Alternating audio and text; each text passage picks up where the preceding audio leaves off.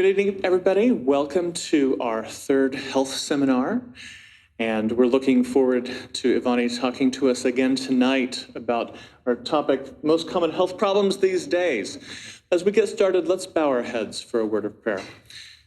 Dear Lord in heaven, thank you that you have created us, that we can turn to you for information about our bodies, we can pray to you for healing.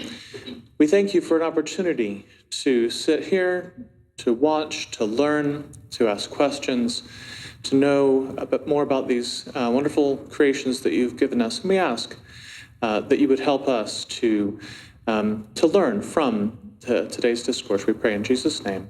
Amen. Hello, good evening.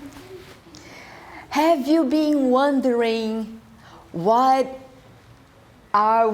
problems are the ones that have been bothering humankind the most right now? So I put together some most common problems that we've been facing, and what can we do? Remember when we talked about the immune system? So if we can raise the immune system, we can fight some of those problems and give all the tools to our body to keep working strong. All right, so let's go. Look at that. Headaches, constipation. Headaches, number one. Constipation, gastritis, allergies, arthritis, osteoporosis, insomnia, depression together with anxiety, hypertension, diabetes, cancer, pain, and high cholesterol or problems with cholesterol. So those are our main problems. So when I did my slides, some pictures got mixed up there. So we have the question marks. So let's see headaches. When we have headaches, what's the first thing we do? We go for an aspirin, for a Tylenol, for something to take the pain away. But have we ever thought about finding the cause of the headache? Have we ever said, I have a headache, what did I do that I have a headache today? So we have several causes for headache, and generally you can find where you have your headache and you can see what kind of headache that is and find out the cause of it. Like, for example, the headaches that are here in your the front part of your head, it's usually a headache for lack of water. So it's dehydration. It could be behind your eyes with a pressure. So if it's behind your eyes and you have to adapt your eyes when you are reading, what do you think is causing that headache? You need glasses. It might be a problem that you need to go find an ophthalmologist. If you have headaches that are in the back of your head and it's kind of like a pressure and it's squeezing your neck, and it could be high blood pressure. If your headaches come with light problems, you cannot be exposed to light, and you have a headache so strong that you end up throwing up, that type of headache could be liver problems. We ate something that was very high in fat or lots of fried foods, so we end up throwing up. So that's related to liver. Stress and lack of sleep. So have you received a bad news? When you receive a bad news, where is the pain? First it starts here, right? That something is suffocating you, and then it moves to the back and to your neck, and it's like it's squeezing very tight, and that's the stress pain. And lack of sleep can have something very similar to that too. Now, When you have in the spring a lot of pollen going around the air, and all here feels like you are with your head is on the clouds and you have like a cotton head. It just feels weird. And you put your head down and it seems that the pressure will make your eyes pop out. That's the sinus pressure, sinus infection pressure. So if you have sinus infection or you have a cold, you have a headache that's very particular to that. Or some diseases start with the headache, and it's usually colds. Oh, I'm having a headache right here, and then your nose start running. You have a runny nose. It's, oh yeah, I'm getting a cold. Then we have another headache for noise, and that one it's like pounding, and that with the stress on top of that, it's really horrible. So what should we do if it's a headache related to noise? We remove from the noise, right? With the kids, we tell the kids, I need me time. Cigarettes, coffee, and soda. So cigarettes, if you are in an ambient where people are smoking around you, all that smoke will make your whole system lack oxygen. So the lack of oxygen also will give you a headache. Coffee and soda. All the coffee and sodas, they have caffeine. And caffeine side effect is headache. Watching too much TV or being on the computer all day, that will give you a headache right behind your eyes, in the front, sometimes in the whole part of the head, the whole top of the head will be in pain. And sometimes the person will end up throwing up, because when you're watching TV, you're just sitting still and the TV is moving. And we were made with our whole connection, with our balance, and with our eyes, is that things will move around us if we are moving. That's why it's kind of like a motion sickness when we watch too much TV or are glued to the computer too much. Other causes for headache, it's lots of chemicals, fumes, pollution. Just here you can breathe pure air. Now think about New York. Is it pure air? Or we don't even need to go that far. Let's go to Norfolk. It's very heavy. It smells like diesel, the whole area. And long trips, especially if it's going up the mountains. So we get the motion sickness, the same thing. The motion sickness happens because everything around us is moving and we are sitting still. So when we have the headaches or any problem in your body that you have, it's the red light in your body turning on and telling you something is wrong. Like when you are driving and a red light pops inside of the panel telling you you need gas. What do?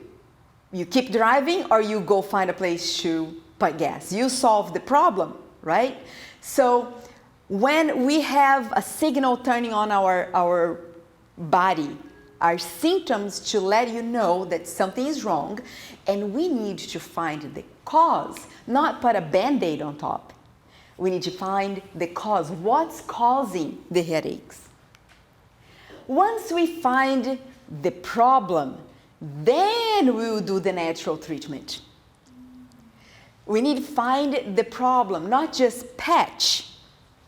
So what is good? If you know you have a frontal headache, it's because you need water. It's dehydration. So what do? You drink water. You search the cause, and if you have the headaches because you're eating too much fried food, you end up throwing up, what you should do? Not eat fried foods.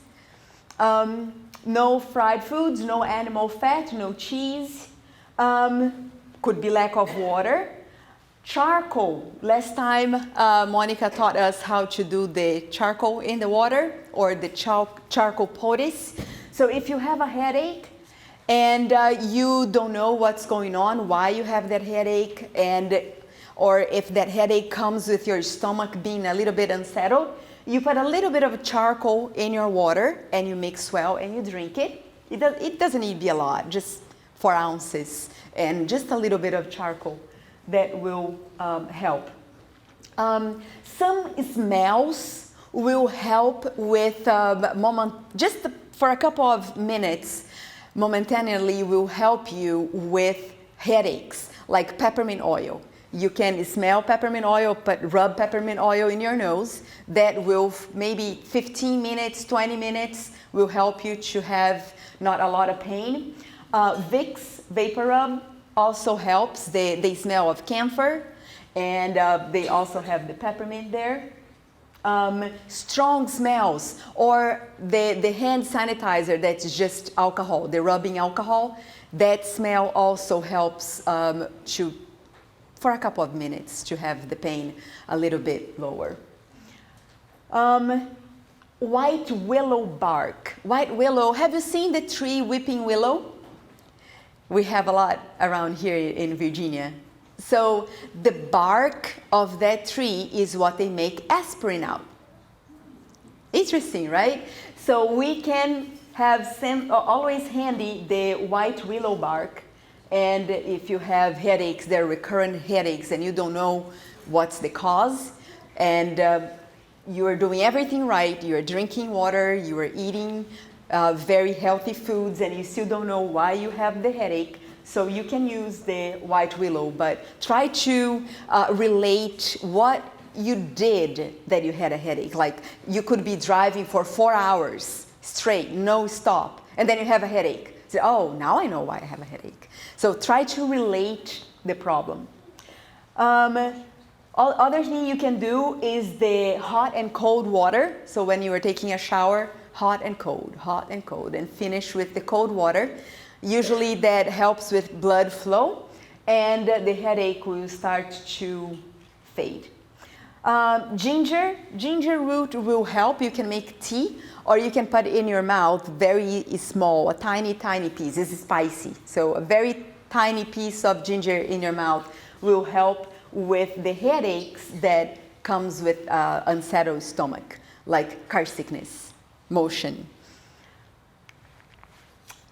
The next one is gastritis. Gastritis. What's the cause for our gastritis? Stress. Yeah, it's an inflammation of the stomach.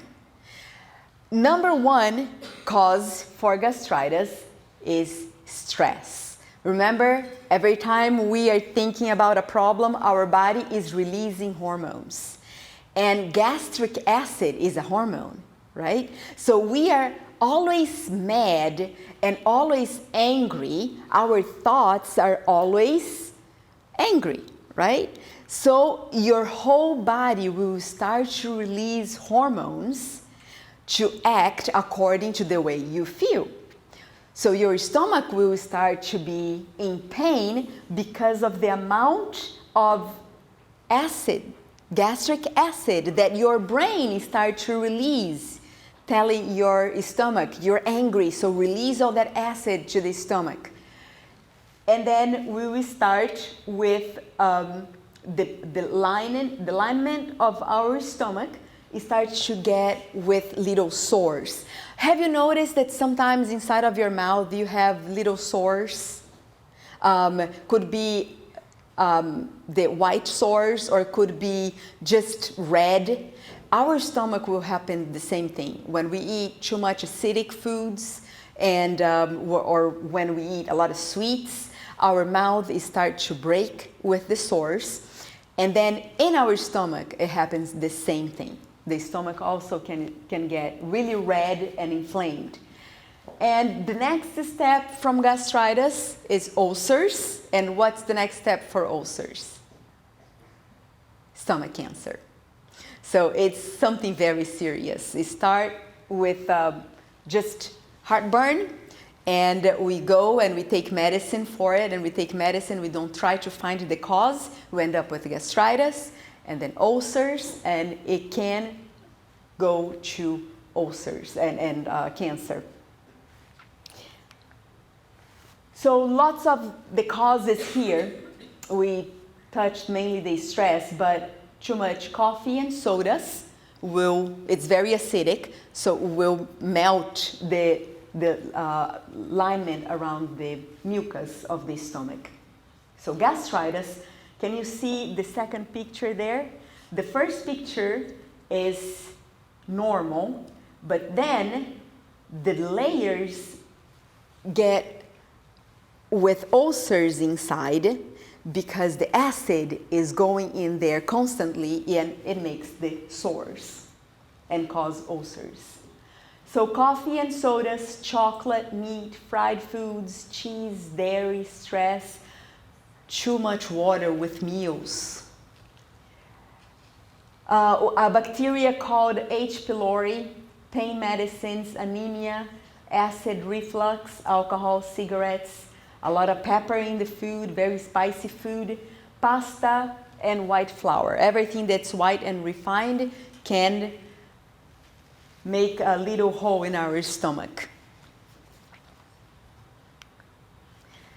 Treatment.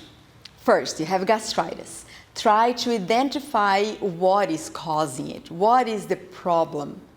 Where is the problem? What am I doing? And once you discover what you are doing wrong, solve that problem and try the natural treatments. Dandelion greens. Dandelion greens, they are everywhere, growing around the grass. And the picture there, you all recognize dandelion, right? Really well. Kale. Kale you also can find in all stores. So what you do, you make a tincture of kale. You get 3 leaves of kale. You blend with a cup of water, blend really well, strain it, and drink slowly. It's strong, that's why it's called tincture. It's nasty, it doesn't taste good at all. But once you start taking it, very little, just maybe a tiny spoon at a time, and you notice that alkalinity of the kale makes your stomach slowly calm down. And the same with the dandelion. You can grab a leaf of dandelion and chew on it, or you can make the tincture put it in the blender and strain and drink it. That will help your stomach, will settle the stomach, will be very fresh and calming for the liniment of your stomach that have been hurt.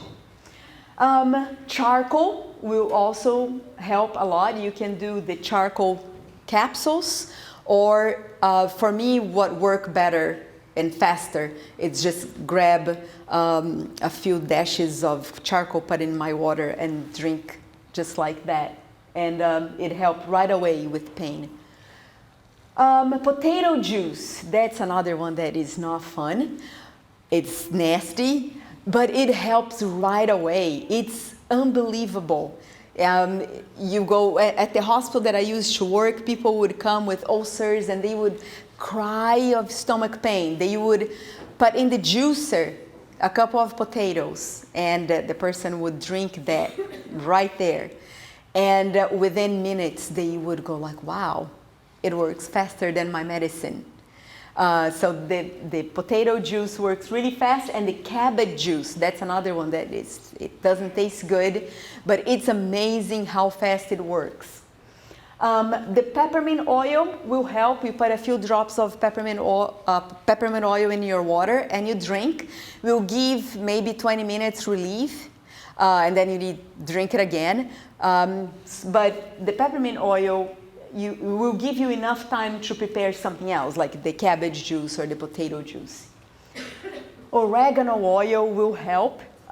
It's really hard to take the oregano oil. You can buy the enteric coated oregano oil.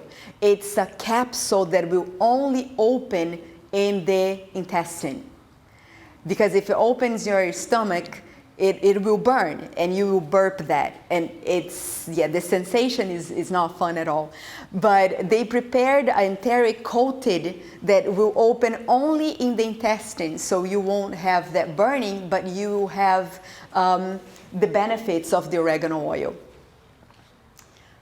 Garlic tablets also will help with the H. pylori. So if you have the gastritis because of a bacteria, the charcoal, oregano oil, and the garlic will help to kill the bacteria. That is very painful. Probiotics also will help to settle the stomach. Ginger tea, and proper eating. So we need to have a timing for our meals and when to drink water. So when we follow the timing for our body and what time we need to eat, we will have a lot better gastric function. So foods to avoid if you have gastritis: dairy, white wheat or all the white processed flour, gluten, processed foods, sweets, sodas, caffeinated drinks, energy drinks, and foods with trans fat, fried, and all the ice creams and everything that's highly processed.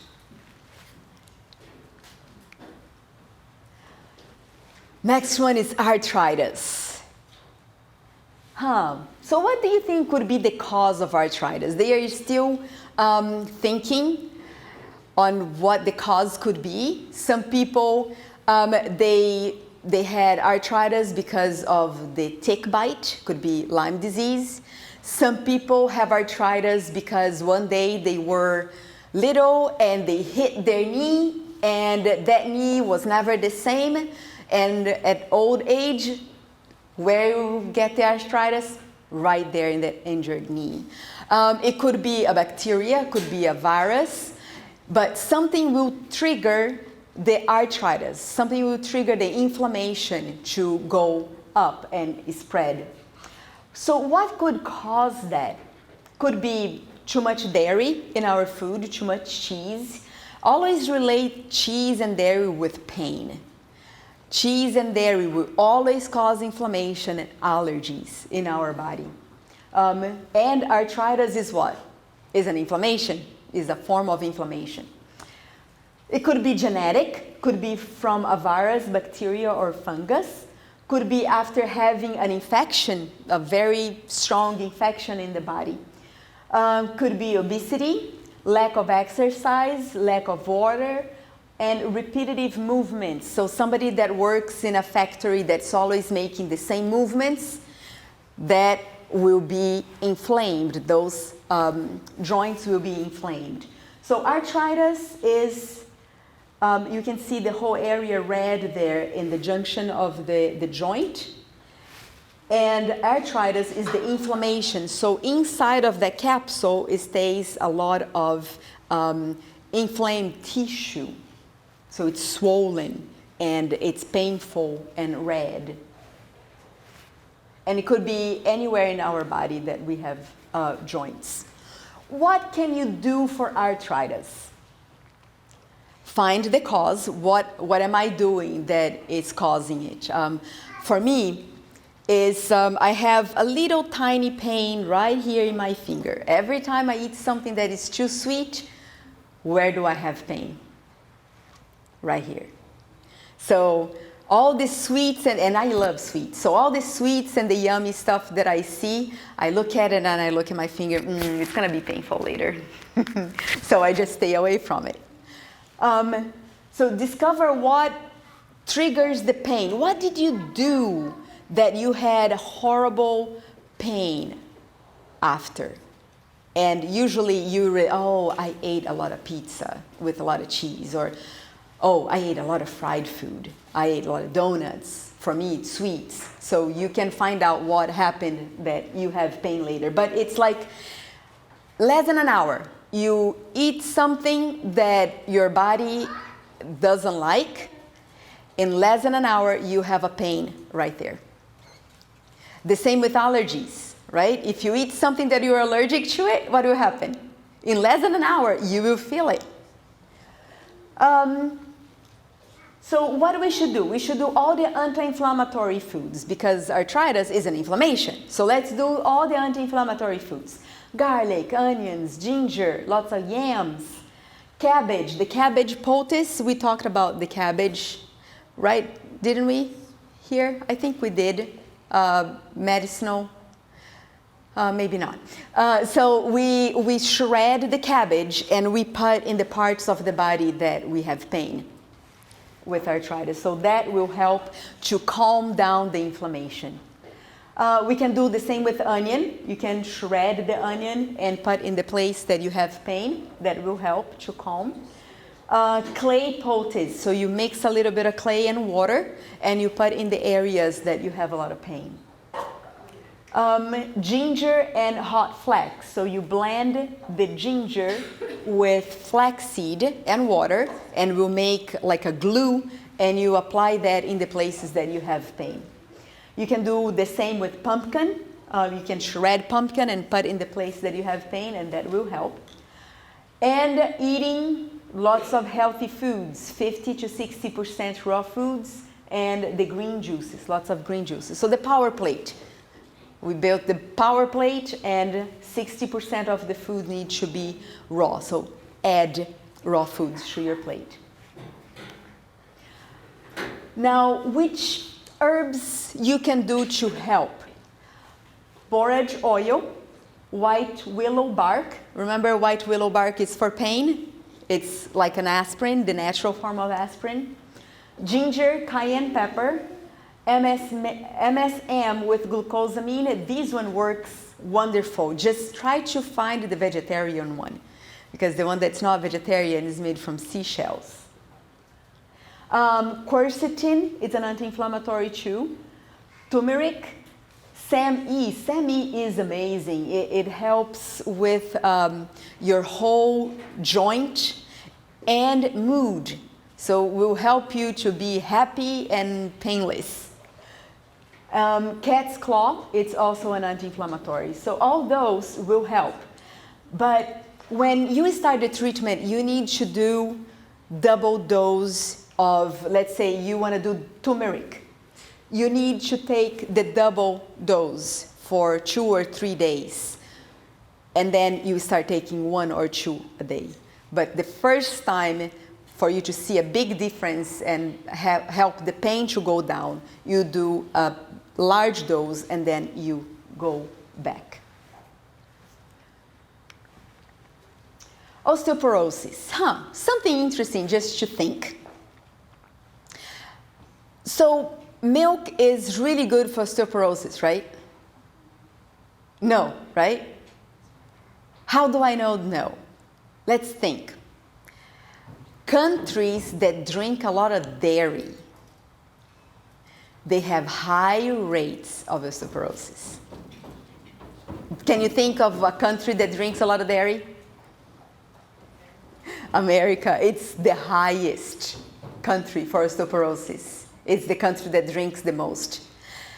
Now, the countries that you barely see any osteoporosis are the countries that don't do any dairy. Like China, the China study. China, Korea, Japan, they don't drink dairy. They do soy, lots of soy milk. So osteoporosis is, like it says the name, it's a porous in the bone. The bone gets very airy, like a sponge. And it's not as strong anymore because some foods that we eat, our body doesn't know what to do with it. So it will take from our bones to process and put it away. But once it's put it away, the body doesn't get calcium from another place and put it there. You see? Especially sodas. If we drink a lot of sodas because of too much sugar, for that all amount of soda to be metabolized, it needs to go through our system. Our body doesn't know how to process that. So we'll take carbon, we'll take calcium from our bones to process and throw it away. It doesn't come back to where they took from the bone anymore. And then the body says, but now I don't know where to put all this calcium. And we put in the kidneys. Then we have kidney stones or gallstones. Lack of water will cause osteoporosis. Acidic diet, sugars, dairy, sodas, chocolate, wheat. Lack of exercise, hormone imbalance, lack of calcium, lack of vitamin D. Where can we get good vitamin D? From the sun. That's the best. People that have osteoporosis, their vitamin D in their body is almost zero. Thyroid problems, cigarettes, chemicals, fume, some drugs, and alcohol. All that will cause the bones to be with the pores inside. Natural treatment, healthy eating. So we find the problem and we correct the problem. And then we can do lots of calcium, but which calcium we're gonna do? We will do the calcium that our body can process. Sesame seed and kale. Those are the two biggest sources of calcium for us that our body know what to do. If it's animal calcium, your body will go like, I don't know how to process these. But if it's a vegetable form of calcium, our body will know what to do. Copper, vitamin D, primrose oil, flaxseed, ipravlone, magnesium, manganese, and red clover. So all those are really good for osteoporosis. Constipation, that's a hard one. How many times we eat a day? 3. Oh, you eat 2. Okay, but mainly, how many times people eat?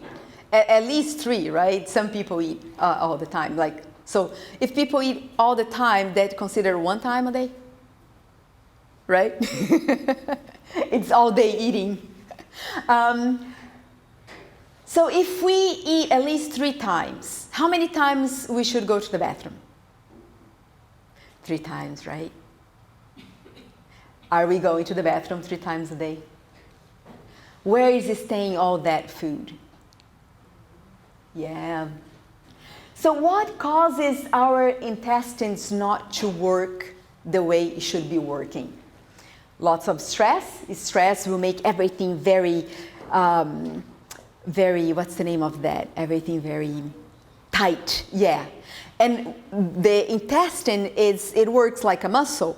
So if our muscles around our neck with a lot of stress is all tight, what will happen with our intestines? It will be that way too. So the transit, instead of going, it just stops right there. Too much chocolate, too much sugar, too much dairy, cheese, fried food, lack of fiber, lack of water, lack of exercise, alcohol, thyroid problems, depression, painkillers and depression meds will make the intestine very slow. So all that food, all those things that our body, impurities that our body are trying to get rid of, because of all the bad things that it might happen to us, our intestine just stop working and we don't go to the bathroom as much. What can we do? What's the natural treatment? Let's find the cause. What is making me not go to the bathroom? So we will increase raw foods, lots of fiber, lots of flax. So grind the flax and mix with your fruit. Chia seed, lots of water. Water, I think it's the best one for constipation. Just take a day to drink water.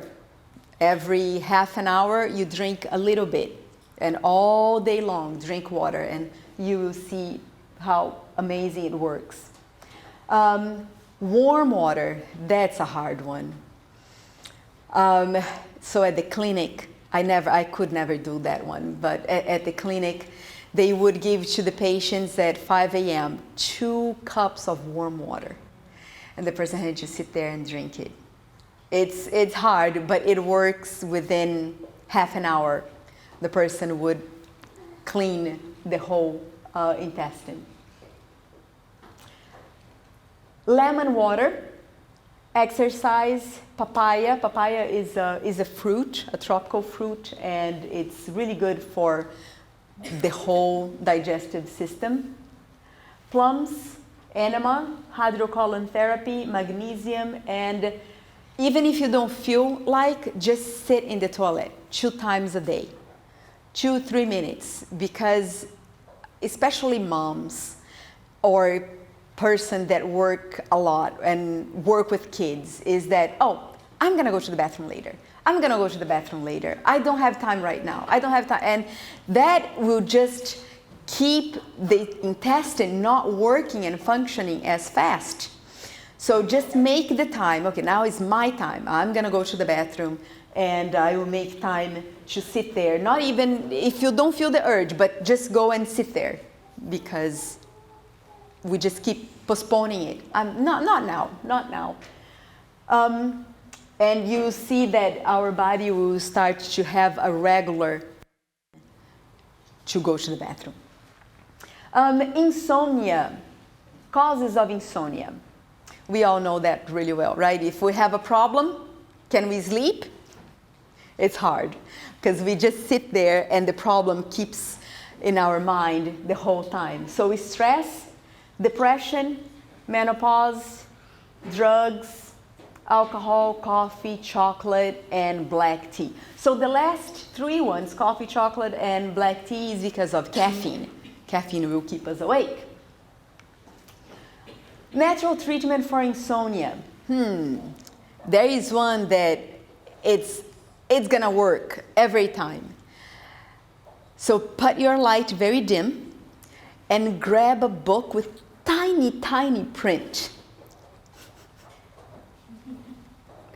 So how many minutes you think it will take for you to fall asleep? 10 minutes, right? 10, 15 minutes. If you put the light very dim and you need to squeeze your eyes to read, that will put you to sleep really fast. Healthy eating, lots of water, exercise in the morning, not right before bed. Stress control, magnesium, calcium, ginseng, CoQ10, valerian, passion flower, and kava kava. All those will help you to sleep. And melatonin, some people, melatonin works really well, and for some people it doesn't work at all. So you need to find what your body will work better with. And do not take it right before going to bed. You need to take at 3 or 4 o'clock in the afternoon. So that gives enough time for the medicine to start working, because especially if we ate dinner and then we take melatonin, it will take at least 5 hours for the melatonin to start working. And if you had dinner at 6, put 5 hours on top of that, or 6 hours, depending how heavy was the food, you're not gonna be sleepy for a long time. So try to take that in the afternoon. Depression. So what causes the depression? Eating habits, lack of water, lack of exercise, lack of sleep, stress, anxiety. So it starts with stress, moves to anxiety and depression. Medicines, alcohol, fights, argument, constipation, sugar, coffee, chocolate, cheese, and all the white processed foods. So you might think, but just by eating I can treat my depression? Yes, it has been proven that depression is lack of nutrients in our brain. Yes. So can we improve the nutrition of our body? Yes, we can. By doing what? Eating. What we eat will help. So healthy eating. Pineapple help a lot. They call the fruit of joy. It helps you to be joyful. Salads, green juices, exercise, B complex plus C, vitamin C, SAM-E, vitamin B12, vitamin D, probiotics, GABA, niacin, intestinal cleanse. Do not eat dairy, do not eat wheat and sugar. So try to do a gluten-free diet and sugar-free diet, like the Candida cleanse. That's something that I read in a book called Complete Wellness. The doctor noticed that his patients that were on a Candida cleanse, they didn't need to take their depression medicines anymore, because they were having high side effects from the depression medicine because their diet was fixing the problem. So what is the Candida diet? The Candida cleanse. It's no sugar, no wheat, no dairy. So it's gluten-free and no dairy and no sugar. High blood pressure. What causes high blood pressure? My grandmother, she was always controlling my grandfather, of course, on his eating. And something she would tell him, you cannot put something in your food. What is that gives high blood pressure? Salt. Be careful with the salt. And we Brazilians put a lot of salt in our food. So a lot is caused by too much sodium, too much salt, animal fat, fried foods, meats, too much salt, lack of water. That's a very important one too. Lack of exercise, stress, fights, and guilt. So if you're feeling guilty for too long, that gives us all that pressure. And our arteries and veins, they have muscles around them too, so they all get very stiff and very tight. So our blood cannot circulate freely.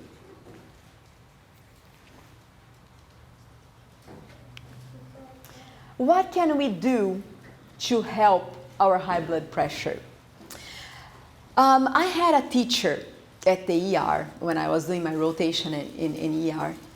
He was old, and the patients would come with their pressure really high, or their blood sugar, if they had diabetes, would be really, really high too. He would tell them, drink those 2 bottles of water and go on a very slow walk for 1 hour and come back. So the patient would be outside in the hospital, just walking and drinking water. And they would come back, can you check? And he said, have not been an hour yet. And when the patient would come back, I would think that, wow, this doctor is crazy. He should be retired. I would be angry because I wanted to give the medicine. Right here, the medicine. Why he's making him wait for an hour if we have the medicine right here?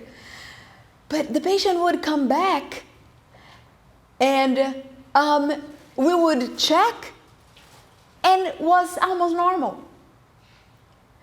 So I started thinking with that one, what that patient was needing water and walk, exercise. So we increase water, exercise, CoQ10, niacin, garlic caps, Heart Miracle, that's like a multivitamin in a liquid that helps the heart. And GABA, alpha linoleic acid, that's another fancy name for flaxseed. So high blood pressure, it's possible to get under control. And when you start changing your diet and you're still taking your medicine, you need to check your blood pressure before taking the medicine, because once you change your diet, your blood pressure will start to be low. And if you take the medicine, it will be lower, and we don't want that, right? We want normal. Diabetes. Diabetes, it's very interesting too. It's, some people say, oh, it's so hard to understand, but I will try to tell to you in an easy way. So that yellow part coming out. So you have the blue and the red, and there is a yellow part coming out. That's the pancreas. The pancreas produces a hormone called insulin. So you heard that people that has diabetes, they need to take insulin. But why? What is insulin? So when we eat, our body is very happy with the sugar that we are eating.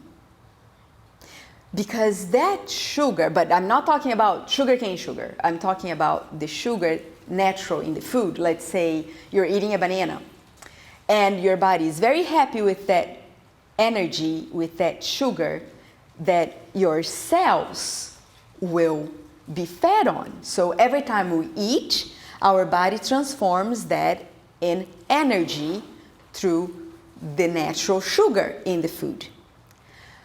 So that your cells receiving that sugar, natural sugar, will tell the pancreas, okay, I'm eating, can you send insulin? So the insulin comes with a key. Insulin is the lady with a key. The insulin goes and says, okay, open the door of the cells and tell the sugar, the good sugar, go in and give energy to the cell. It's easy to understand. So what is insulin? Insulin is the lady that carries the key to open the door of the cell for the energy to go in. Now, when we eat too much concentrated sugar, not the natural sugar from the fruit, when we eat a lot of powdered sugar, a lot of white bread, white pasta, fried potatoes, that's a high amount of sugar that will be circulating. So the food goes there in the pancreas, say, insulin, lady, come out. And the lady with the key, the insulin, says, I'm not going out. Because if I go there and I open the door of the cell for all that amount of sugar to go in, the cells will be destroyed. So the insulin hides and says, I'm not coming out. And that sugar from all those donuts that I ate for breakfast keeps on circulating till it burns. So the body is expecting for me to go and burn that sugar before the insulin can get out and open the door for the sugar to go in. And then what we do, we put it right here, a big bag of insulin, and we have it direct to our body. Every time we eat a lot of sugar, it just goes in. Interesting, right? So that's diabetes. The response of our body for something that it's going to be really bad is to say, I'm not going to do anything. So it hides. That's why the insulin doesn't go to the blood. And if the person keeps on doing that, we'll have organs that will be damaged. Like, have you seen people that says, oh, you need to be careful with diabetic foot? It's because they have a little problem in their foot. The oxygen cannot go all the way through there, and they have an accident and they end up having to amputate that part of the body. Or their eyes, they start to losing their eyes. It's because of all that sugar that keeps on circulating and is not burnt. And it doesn't go inside of the cell either. So we have this diabetes that is diabetes type 2. That is the diabetes that is because of our eating habits. And diabetes type 1 is the one that people have when they are very young or when they have parts of their body destroyed by a virus or a bacteria. And that can also cause diabetes. What's the natural treatment? So let's find out where we are committing a mistake. Where are we giving too much sugar circulating in our body? and correct that through healthy eating habits. Also, we can help with chromium, American ginseng, magnesium, vanadium, CoQ10, buckwheat, broccoli and greens, cloves, okra, peas, fenugreek seed, and sage. And there's one there that I didn't put there. It's green beans, boiled green beans, and you just drink the water of green beans. That will help also to keep the sugar levels low. But mainly, if your body is telling you, I'm having a problem with sugar, what do? We don't eat sugar, right? We try to eat the sugar that is in natural foods, not in process and concentration of sugar. Pain management, this one has been destroying our country, not just here, but all over the world. So people have pain and they go for painkillers, and then what happens? They get addicted to it. And that's a big problem. First, we need to search the cause of the pain. If you have, the most common one is back pain. If you have back pain, you need to find out the cause. What is causing it? And then the person says, oh, my job it's to carry furniture. So what is causing the back pain? It's what they are doing, right? We need to find out the cause of the pain, and then we use things that will help to reduce the inflammation, like turmeric, ginger, rosemary, cat's claw, devil's claw, willow bark, MSM and glucosamine, vitamin D, and cayenne pepper. All those will help with pain, but we need to find the cause of our pain. So the first, well, now it's high cholesterol. We have there 4 arteries. The first one, very clean and beautiful, is when we are born. And then it starts to appear right there, a little yellow part. That's when we start eating cheese strings and mac and cheese. We're about 4 or 5 years old. And then we go to college and we eat lots of fried foods, lots of pizza, and it's a little harder for the blood to circulate. Can you see the one in the bottom? The first one right there? Can you see the lumen where the blood has to go through? It's all yellow. That's all fat accumulated right there. And finally, it gets so clogged that the blood cannot circulate anymore. So what's happening? All that high fat food that we eat, all the fried food, all the animal grease, that our body doesn't know what to do with that, it gets stuck.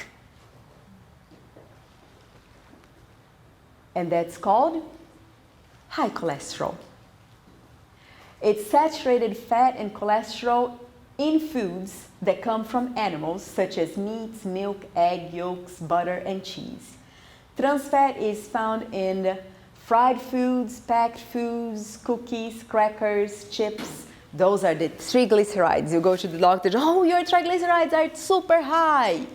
You can't eat this, you can't eat that. But it's usually the mixture of milk, flour, and sugar that will make the triglycerides go up. We have one cause of high cholesterol that it's really hard to manage, is a side effect from menopause. So when women is trying that very hard time of life, going through the menopause, our body is stop producing some of the hormones that we are used to. And one of the hormones that used to produce really well, it's one that blocks the cholesterol from going up. So when we start going through menopause, we don't have that protection and block anymore, and the cholesterol starts going up. How can we manage that? With lots of exercise. Obesity, age usually after 20, lack of exercise, lack of water, hypothyroid, chronic kidney disease, and sometimes some types of liver disease also will give high cholesterol. Family history. Why family history? It's not because it's in your genetics, but it's because you eat what your family eats. They discovered that kids that were adopted by adoptive parents that had diabetes, they didn't know anything about their paternal parents, their blood parents, but they were getting the disease of their adoptive parents. Why? Because of the food. They were eating the same things. So, that's not genetic. That's what they eat, what the family eat.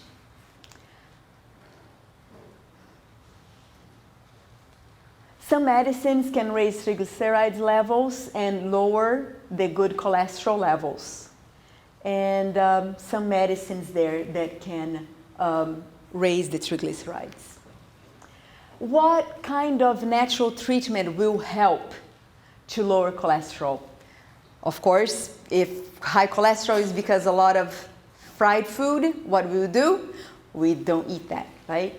So we will change our habits, and we will do lots of garlic in our food, lots of water, exercise. There is yarrow flower, holy basil, ginger, turmeric, rosemary, fenugreek, artichoke. In Brazil, they had a recipe for artichoke that was just boil the artichoke and drink the tea, and that would also help to lower the cholesterol.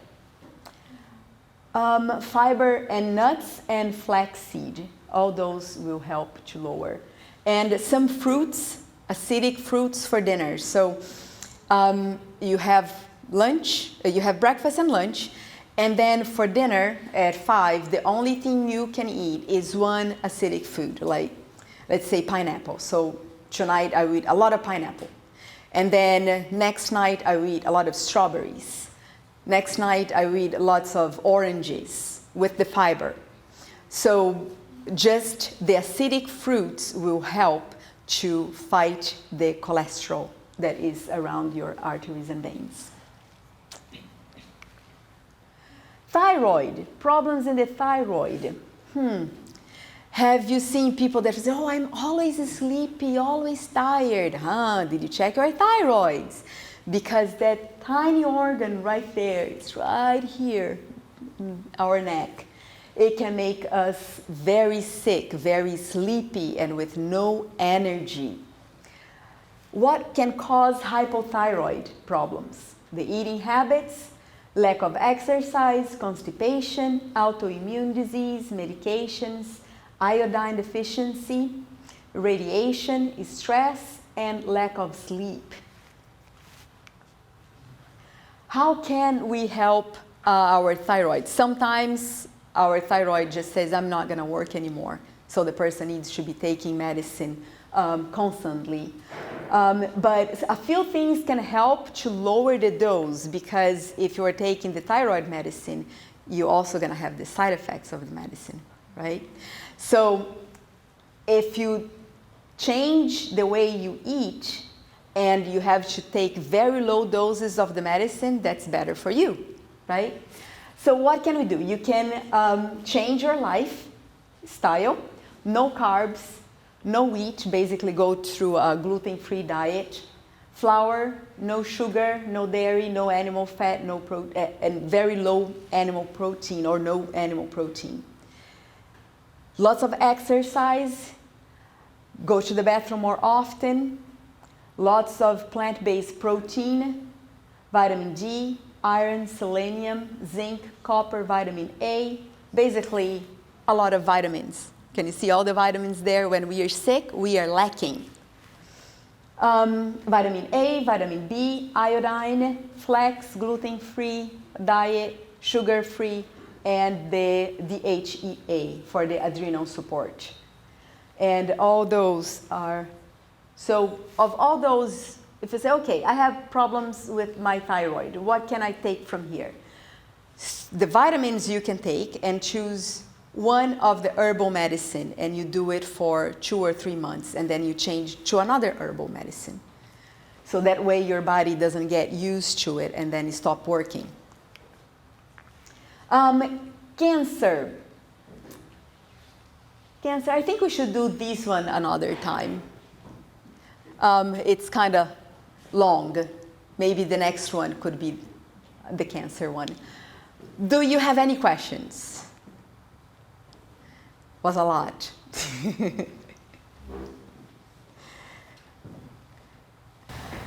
It seems like you could,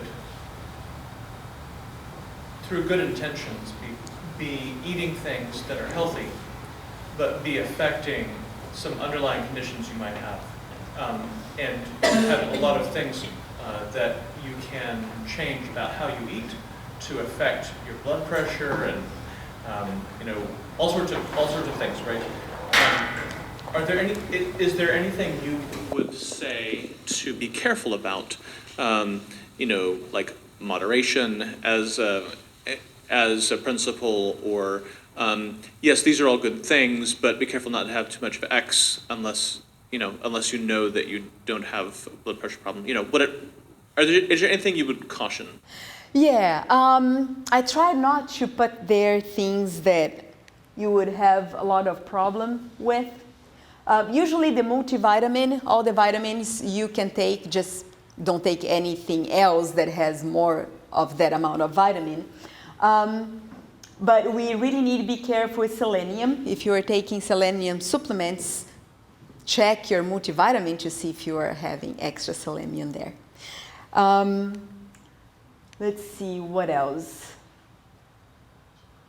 Too much garlic or too often when your body faces a virus, it's not going to do anything because your body is so used to take that huge amount of garlic, and then it's not going to work anymore. So what I recommend is you do your vitamins, try to find out what vitamins you need in your body.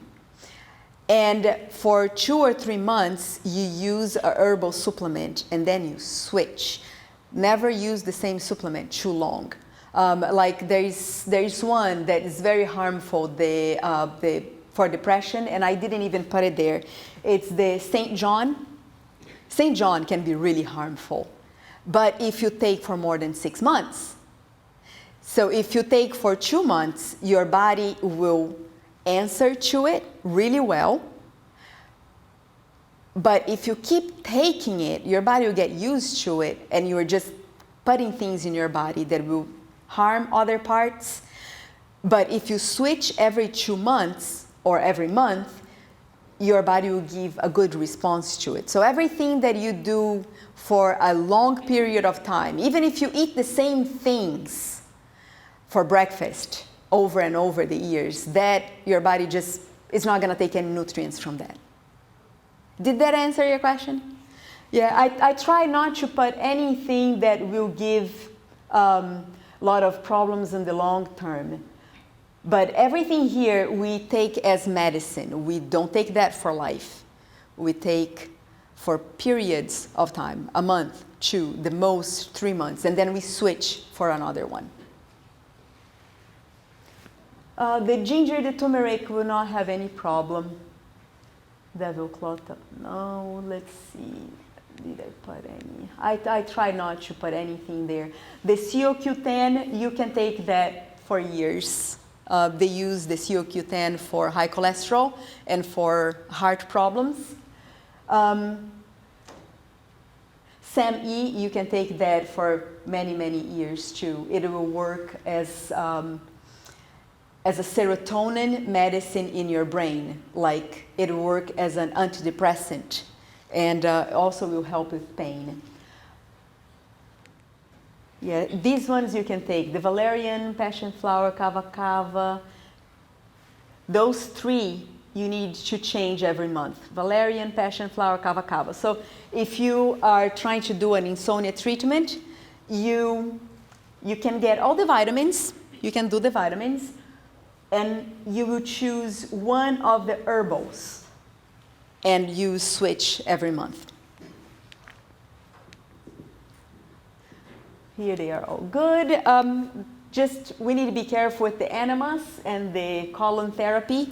It's nothing that we should be doing every day. We need solve our diet first, And then every once in a while we do the enemas. The borage oil, we can switch every 2 to 3 months. White willow bark we only take when we are with pain. MSM you can take for a long time. With glucosamine, quercetin you can take for a long time. Turmeric you can take for a long time. They are basically just sold as spices, as part of food. Those are all good.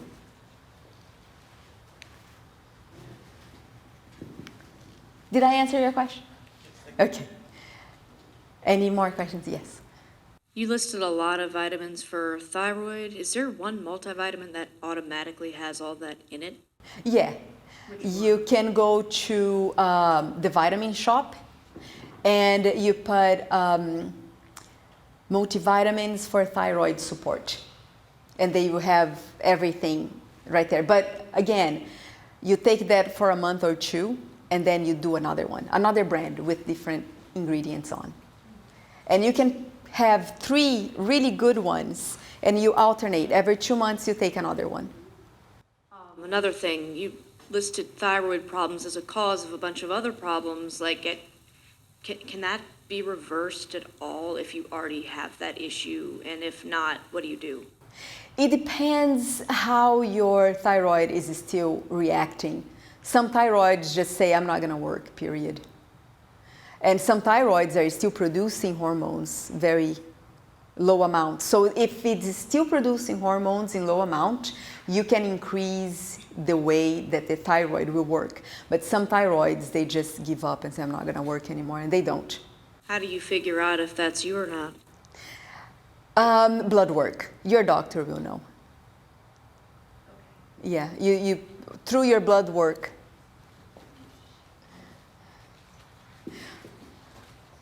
Or if you're taking high dose of the medicine and the medicine is not working. If it's really, really high and you are still sleepy and you don't want to do anything and you're tired, you wake up and you are tired. So that means that you are taking high dose and it's still not working. It's because your thyroid is like, I'm not going to work anymore. For someone with myocarditis, is it possible to reverse the scarring on the heart muscle? It can get better, but a scar is a scar. But it definitely can get better. I recommend the China Study book or the Forks Over Knives documentary. They talk a lot about heart problems there. Any more questions?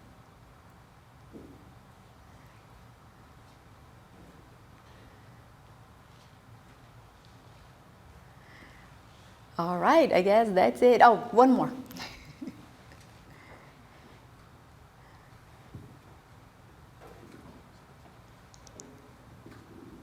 How do you know for thyroid medicine what's considered a high dose? Because not every doctor tells you things. It depends on the brand, but usually for the thyroid, I don't know, I need to see which one you are taking or which one the person is taking, and then I can tell you if it's too much or not. But the most common one, it's 100, 150 is a lot. All right, Monica is with you.